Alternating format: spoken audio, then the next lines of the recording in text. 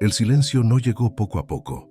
Cayó de golpe, como si alguien hubiera arrancado el sonido del aire. A las 3:17 de la madrugada, la selva dejó de existir, al menos como algo vivo.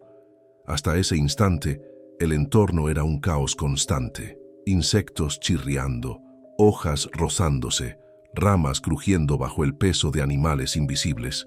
Luego, nada, ni siquiera el eco de nuestros pasos. Seguíamos avanzando cuando ocurrió. Un paso más, y otro. El ruido de las botas contra el suelo húmedo sonó demasiado fuerte, obsceno, como si estuviéramos profanando algo que dormía.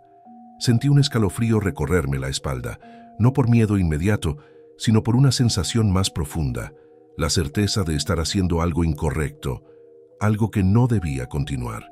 Levanté la linterna casi por reflejo. El haz de luz no se extendía como antes. Parecía apagarse a pocos metros, tragado por una oscuridad espesa, demasiado sólida para ser solo noche. El aire tenía un olor distinto, metálico, como tierra recién removida mezclada con óxido. Miré al grupo. Nadie hablaba. Nadie se atrevía a romper el silencio. El técnico militar apretaba el rifle con ambas manos, pero lo sostenía demasiado bajo, como si no supiera contra qué apuntar. El biólogo respiraba por la boca, muy despacio, contando mentalmente. El guía, Serrano, había detenido la marcha sin avisar, con el cuerpo rígido, la cabeza ligeramente inclinada, como si escuchara algo que nosotros no. Fue entonces cuando el GPS vibró en mi mano. No un pitido de alerta, una vibración constante, nerviosa. Miré la pantalla. Marcaba movimiento. Avancé continuo hacia el sur. Sin embargo, las coordenadas eran las mismas desde hacía varios minutos.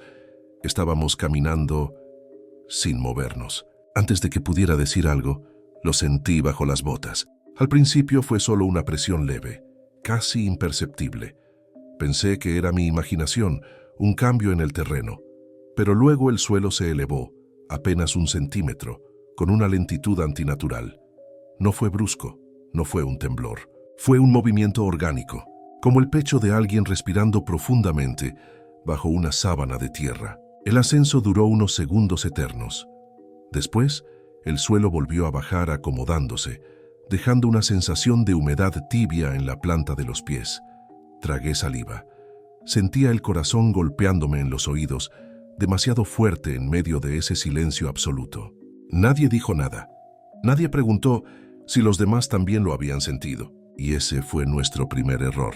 Una ráfaga de viento intentó atravesar los árboles, pero se apagó antes de llegar a nosotros, como si algo la hubiera detenido. La selva ya no parecía un entorno natural, sino una estructura cerrada. Una habitación gigantesca, sin salidas visibles.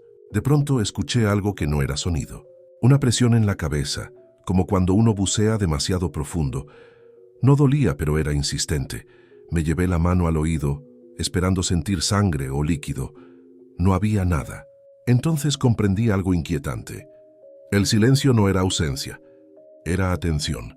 Sentí con una claridad que me heló la sangre, que algo nos estaba percibiendo por primera vez. No despertando, no atacando, solo dándose cuenta de que existíamos. Serrano levantó lentamente la mano, pidiendo que nos detuviéramos por completo. Sus labios se movieron sin emitir sonido. Leí una sola palabra. No. En ese instante, muy profundo bajo nuestros pies, algo cambió de ritmo. Como si después de mucho tiempo, hubiera empezado a contar. Antes de que el mundo se callara a las 3:17, antes de sentir el suelo respirar, mi vida era tan común que ahora me resulta ajena. Me llamo Daniel Ortega, y hasta ese momento mi mayor preocupación profesional era que los informes fueran entregados a tiempo. Ingeniero de campo, suelos, estructuras, estabilidad geológica. Nada que ver con mitos, rituales, ni selvas que observan. Cuando la empresa me contactó, el mensaje fue claro y breve. Expedición técnica, sur de Venezuela, zona aislada. Duración estimada 12 días. El archivo adjunto mostraba gráficos térmicos extraños. Calor subterráneo constante, profundo, sin explicación volcánica ni actividad sísmica. Para mí, era solo un desafío técnico interesante. Algo que podría significar un nuevo yacimiento, o un error satelital costoso. Acepté sin dudar. El equipo se reunió por primera vez en Ciudad Bolívar, 2 días antes de internarnos en la selva. Hotel sencillo, aire acondicionado defectuoso, café aguado servido en vasos de plástico. Éramos 6. No nos conocíamos bien, pero eso era normal en expediciones así. Cada uno tenía su función, su especialidad. Nadie hacía demasiadas preguntas. Nadie hablaba de miedos. El único que parecía fuera de lugar era Serrano, el guía local. No porque fuera incompetente. Todo lo contrario, sabía demasiado. No revisaba mapas, no usaba GPS. Caminaba como si la selva fuera una casa que conocía de memoria. Pero había algo extraño en él. Nunca miraba directamente al interior del bosque por mucho tiempo. Siempre desviaba la vista antes, como si supiera que no debía sostenerla. La primera noche, mientras organizábamos el equipo y verificábamos radios y sensores, Serrano habló. No levantó la voz. No buscó atención. Simplemente dijo, «Aquí hay reglas». Nadie respondió de inmediato. Rojas, el técnico militar, soltó una risa corta e incómoda. Pensó que era una broma local, folclore para turistas. Serrano no sonrió. «No son creencias», continuó. «Son instrucciones». Hizo una pausa breve, lo justo para que todos lo miráramos.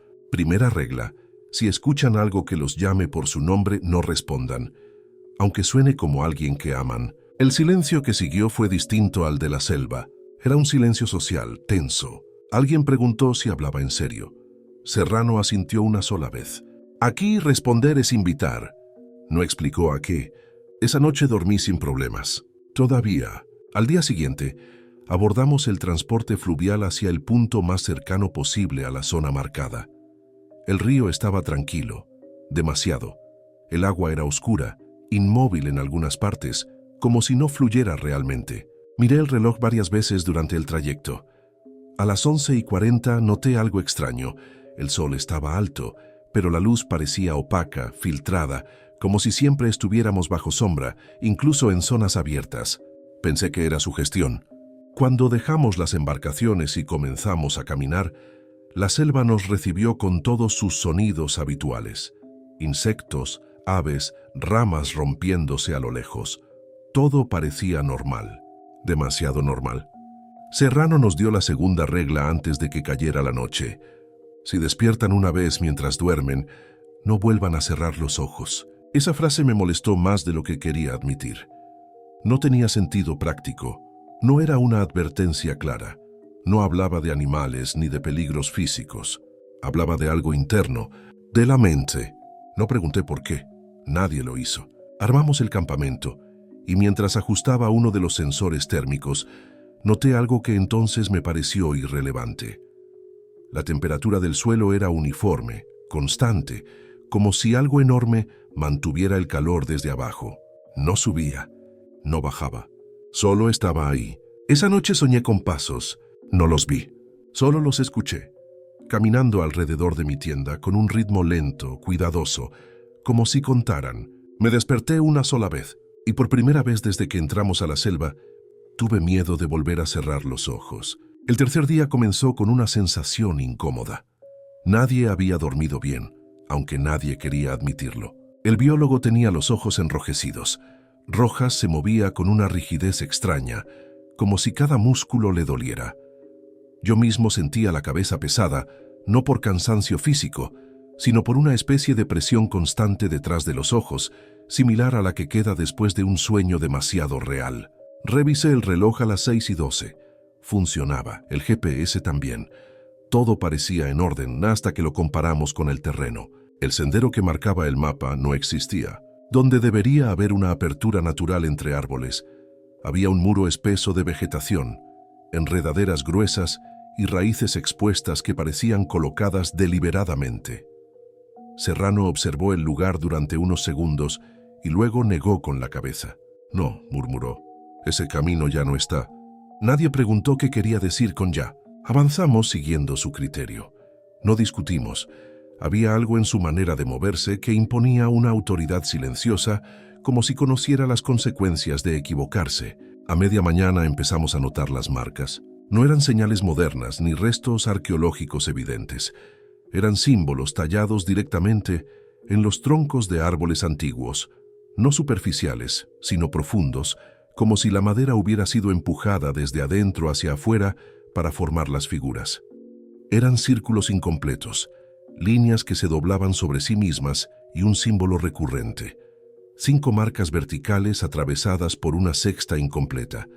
El biólogo intentó fotografiarlas, pero la cámara falló. Las imágenes aparecían borrosas, deformadas, como si el enfoque se negara a fijarse en el centro del símbolo. A las 12:47 encontramos el primer objeto. Un tótem bajo, semienterrado, hecho de piedra oscura y fragmentos de hueso blanqueado. No tenía rostro, pero su superficie estaba pulida en algunas zonas, como si muchas manos lo hubieran tocado durante años. Sentí un impulso extraño de no acercarme demasiado. Serrano se tensó al verlo. Sus dedos temblaron apenas. «No lo muevan», dijo. «No miren mucho tiempo». «¿Qué es?», preguntó alguien. Serrano tardó en responder. «Un recordatorio». No explicó de qué. Seguimos avanzando, pero la sensación de estar siendo observados se intensificó. No desde los árboles, no desde arriba, desde abajo. El suelo tenía una textura distinta en esa zona, más blanda, cálida, como si retuviera el calor de algo vivo. A las 16:05, el GPS empezó a fallar de forma evidente. Marcaba distancias que no coincidían con el esfuerzo físico. Caminábamos durante 20 minutos y avanzábamos apenas unos metros. Luego, sin explicación, el marcador saltaba cientos de metros hacia adelante. El tiempo también comenzó a comportarse de manera extraña. Rojas juró que habían pasado solo 5 minutos desde la última pausa. Mi reloj decía 15, el del biólogo marcaba casi 30. Nadie sabía cuál era el correcto. Cuando el sol empezó a caer, Serrano nos detuvo de golpe. «Aquí se arma el campamento», ordenó. «Pero según el mapa deberíamos seguir al menos 1 hora más», respondí. Serrano me miró por primera vez directamente a los ojos. «El mapa no manda aquí». Mientras armábamos las tiendas, noté algo inquietante. El suelo estaba perfectamente nivelado, como si alguien lo hubiera preparado con anticipación. No había raíces sobresalientes, no había irregularidades, como un lugar diseñado para quedarse. Antes de que anocheciera por completo, Serrano nos dio la tercera regla. «Esta noche nadie duerme después del primer despertar. Si abren los ojos, ya no los cierren». El cielo se oscureció rápido, demasiado rápido. Cuando me acosté, escuché el sonido habitual de la selva, pero noté algo extraño. No provenía de ningún punto en específico. Era un sonido envolvente, como una grabación reproducida alrededor nuestro. Me dormí. Soñé que estaba despierto, mirando el techo de la tienda, y en el sueño sentí pasos bajo el suelo caminando despacio, deteniéndose justo debajo de mí. Entonces, algo tocó la base de la tienda desde abajo. Abrí los ojos de golpe. Mi reloj marcaba las 3:17 y la selva volvió a callarse. Desperté sobresaltado, con el cuerpo rígido y el corazón golpeándome el pecho. La tela de la tienda estaba quieta, demasiado quieta. No había viento, no había sonido alguno. Miré el reloj otra vez, 3:17. No quise cerrar los ojos. Desde afuera escuché una respiración agitada.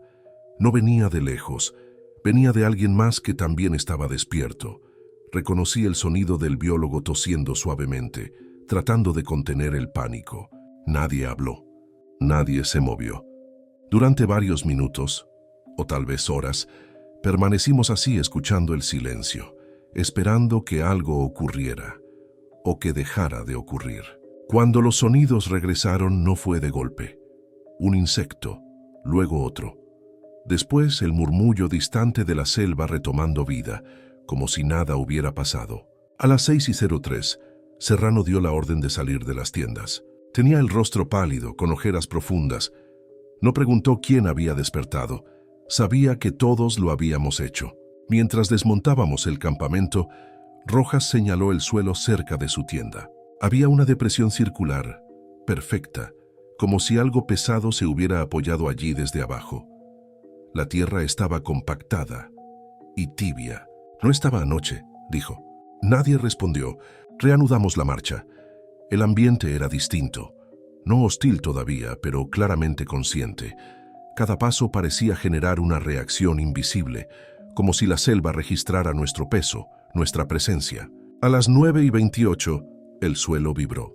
No fue fuerte, no lo suficiente como para hacernos perder el equilibrio. Fue una vibración profunda, lenta, que recorrió las piernas y se instaló en el pecho. Un movimiento interno, contenido. El biólogo se agachó de inmediato. Apoyó la oreja contra el suelo sin pensarlo. «Hay algo», susurró. «No es agua, no es roca. ¡Levántate!», ordenó Serrano con un tono que no admitía discusión, pero el biólogo no se movía. «Está latiendo». El suelo volvió a vibrar, esta vez con un ritmo claro. Pum, pausa, pum. No como un corazón humano. Demasiado lento, demasiado constante. A las 11:02 ocurrió lo primero verdaderamente imposible. Uno de los geólogos, Méndez, se detuvo de repente. «¿Ustedes no acaban de pasar por aquí?», preguntó. Miré alrededor. Reconocí el lugar. Un tronco caído en forma de arco, una piedra partida en dos. Ya habíamos estado allí. El GPS lo confirmó. Estábamos caminando en círculos. Serrano apretó los labios. No parecía sorprendido. Parecía resignado. «No se separen», dijo. «Pase lo que pase». Fue entonces cuando escuchamos la voz. Venía de detrás de nosotros. «Daniel». Era mi nombre. El tono era exacto. La cadencia, perfecta. Sonaba como mi padre cuando me llamaba de niño desde otra habitación. Mi cuerpo reaccionó antes que mi mente. Sentí el impulso de girarme, de responder, de confirmar que estaba allí. Serrano me agarró del brazo con fuerza. «No», susurró.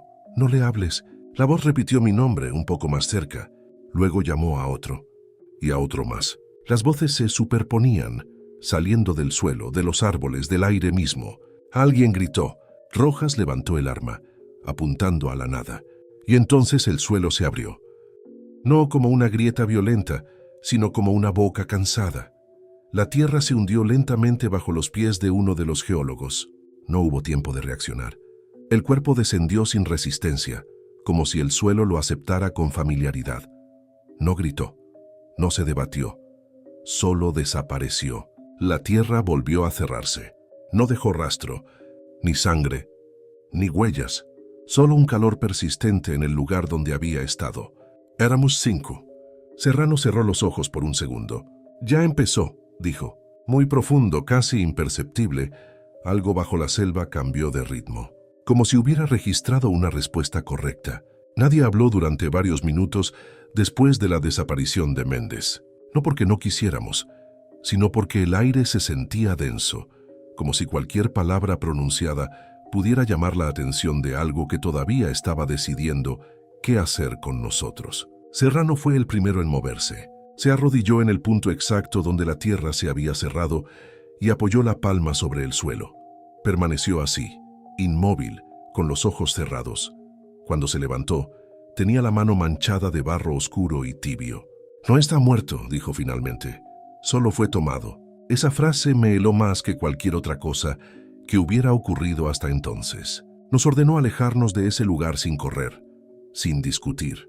Caminamos en silencio durante casi una hora, hasta que el terreno comenzó a elevarse ligeramente y la vegetación se volvió menos densa. Allí Serrano habló. Nos dijo que esa zona no estaba deshabitada, estaba contenida. Muy por debajo de la selva, enterrado en capas de tierra y raíces, existía algo antiguo, no una criatura en el sentido tradicional. No tenía forma estable, no tenía intención consciente como la entendemos. Era más bien una presencia, una anomalía que intentaba comprender el mundo imitándolo. No pensaba, repetía. No cazaba, respondía. Las comunidades indígenas lo habían descubierto hacía siglos, algunos por accidente, otros porque habían sido llamados. Aprendieron, a costa de muchas vidas, que no se lo podía destruir, solo se lo podía mantener dormido. Los rituales no eran religiosos, eran funcionales. Los tótems marcaban límites, los símbolos indicaban conteos, las reglas impedían que la cosa aprendiera demasiado rápido. «Si responde a tu voz», explicó Serrano, «empieza a saber cómo eres». «¿Y si sabe eso?», pregunté. Serrano me miró con una tristeza profunda. «Entonces puede ser tú». Nos explicó la última regla. la que nunca se decía en voz alta hasta que era demasiado tarde. Nunca deben dejar que los cuente. No era un conteo simple, no era solo números, era un registro, una forma de ordenar la realidad. Cada vez que la cosa lograba identificar a alguien por completo, su voz, su nombre, su reacción, lo incorporaba. No los mataba, los asimilaba. El problema era que nosotros ya habíamos cometido demasiados errores. Habíamos hablado, habíamos gritado, habíamos respondido al miedo. A las 18:12, el suelo volvió a vibrar. Esta vez no fue localizado. Fue general. La selva entera pareció acomodarse, como si algo enorme se moviera bajo ella, estirándose después de un largo sueño, muy profundo. Escuchamos algo nuevo, no una voz, no un sonido, una estructura. 1. Pausa larga. 2. Cada número no se oía, se sentía, resonaba en los huesos, en los dientes, en el pecho. Cuando llegó al 5, el conteo se detuvo. Éramos 5. Nadie se movió, nadie respiró. Esperamos. Después de un tiempo imposible de medir, la vibración cesó. Serrano se desplomó de rodillas. Aún no terminó, susurró. Solo está confirmando. Esa noche, el suelo no volvió a moverse. Pero ninguno de nosotros durmió, porque todos sabíamos que la cosa ya no estaba dormida. Estaba aprendiendo. Decidimos irnos al amanecer. No fue una discusión. Fue un acuerdo silencioso, nacido del miedo y del cansancio extremo. Nadie mencionó objetivos, muestras ni sensores. La expedición había terminado en el momento en que el suelo nos contó. A las 05:41, desmontamos el campamento por última vez. El aire estaba frío, antinaturalmente frío para esa región. La selva parecía inmóvil, suspendida en una espera tensa. No había niebla, pero la visibilidad era corta, como si el espacio mismo se encogiera. Serrano caminaba primero. Detrás, Rojas. Luego el biólogo, yo y cerrando la marcha el último geólogo. Avanzamos durante casi una hora sin hablar. Entonces noté algo imposible. Un árbol caído que reconocí al instante. Una piedra partida en dos. Idéntica a otra que habíamos visto el día anterior. Las mismas marcas talladas. Estamos repitiendo, dije en voz baja. Serrano se detuvo. No, respondió. Nos está repitiendo a nosotros. El GPS confirmó lo que ya sabíamos. Las coordenadas se doblaban sobre sí mismas, formando un bucle cerrado. No importaba la dirección, siempre regresábamos al mismo punto. Fue entonces cuando lo vimos. No emergió por completo, solo una parte. El suelo, a unos 30 metros, se elevó lentamente, como una colina que respirara. La tierra se abrió en capas, mostrando raíces arrancadas, fragmentos de hueso, restos de algo que parecía piel humana, estirada, acomodándose. No tenía forma fija. Cada segundo era distinto. Una superficie lisa se transformaba en algo vagamente parecido a un rostro. No uno definido, una intención de rostro, ojos que no terminaban de formarse, una boca que desaparecía antes de abrirse. El biólogo comenzó a llorar en silencio. La cosa emitió un sonido nuevo. No era un número, era una imitación imperfecta de una voz humana. Mi voz. Neil. El pánico nos quebró. Rojas disparó. El sonido del disparo fue ensordecedor en ese entorno. El eco rebotó de forma extraña, como si no hubiera distancia suficiente para disiparse. La bala no impactó en nada sólido. Simplemente desapareció en la masa cambiante. La cosa reaccionó. No atacó. Aprendió. Repitió el disparo. El mismo sonido, el mismo eco, pero desde abajo, desde dentro de la tierra.